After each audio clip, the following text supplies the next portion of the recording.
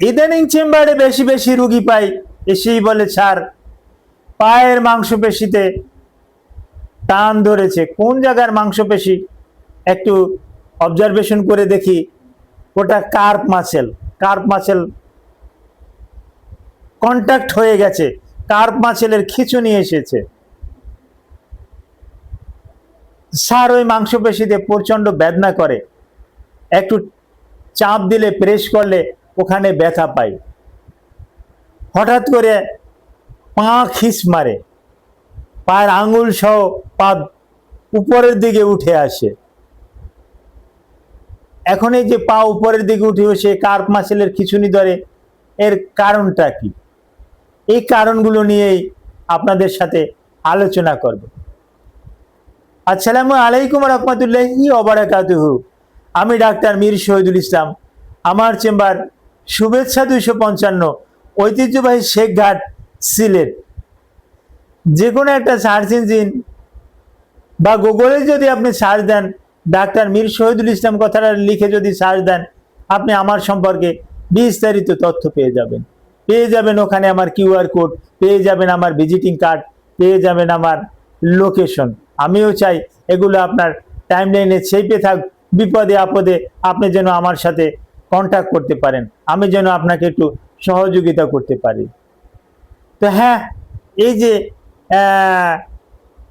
Muscle pen বা পায়ের মাংসপেশির খিঁচুনি, এর কারণ কি?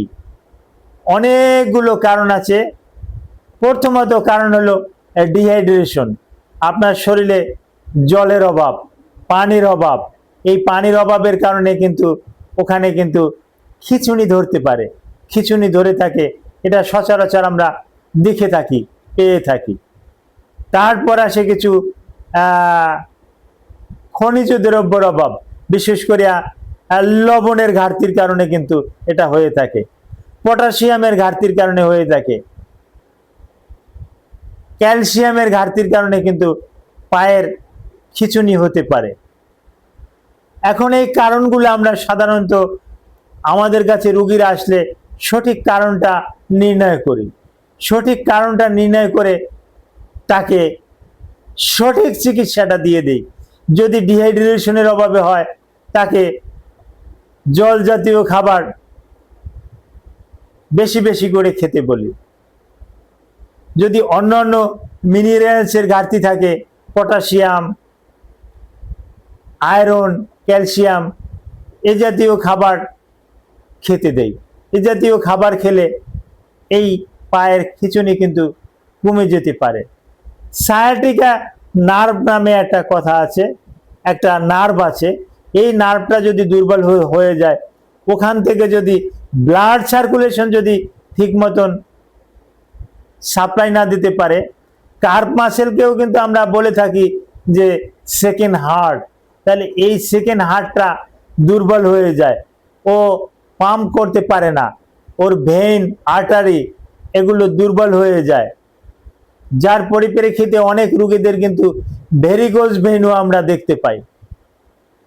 এই ভেরিগোজ ভেইনের কারণও কিন্তু এই কার্প মাসেলের দুর্বলতা। তো যেভাবেই হোক, এই কার্প মাসেল দুর্বলতা হোক, ডিহাইড্রেশন হোক, ক্যালসিয়াম, মিনারেলস, ভিটামিনের ঘাটতি হোক, আমাদের কাছে রোগীরা আসলে আমরা কিন্তু পরীক্ষা নিরীক্ষা করি। পরীক্ষা নিরীক্ষা করে সঠিক রোগটা শনাক্ত করি। সঠিক রোগটা শনাক্ত করে রোগীকে ঔষধ দেই, রোগীরা কিন্তু ভালো হয়ে যায়। আপনাদের আরো কিছু জানার থাকলে ভিডিওর কমেন্ট বক্সে কমেন্ট করুন। Thank you all.